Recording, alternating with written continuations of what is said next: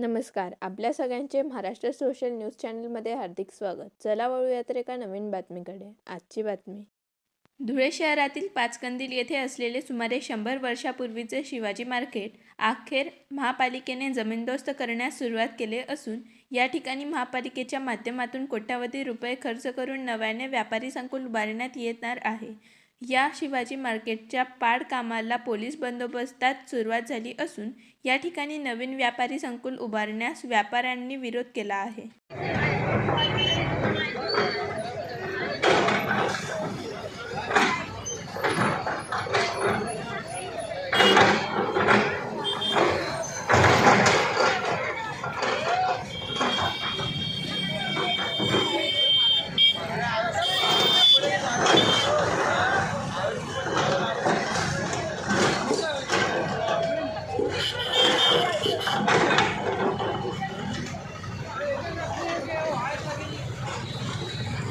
बातमी आवडल्यास चॅनलला लाईक व सबस्क्राईब करा व दररोज अशा नवनवीन बातम्या पाहण्यासाठी चॅनलला फॉलो करा. धन्यवाद.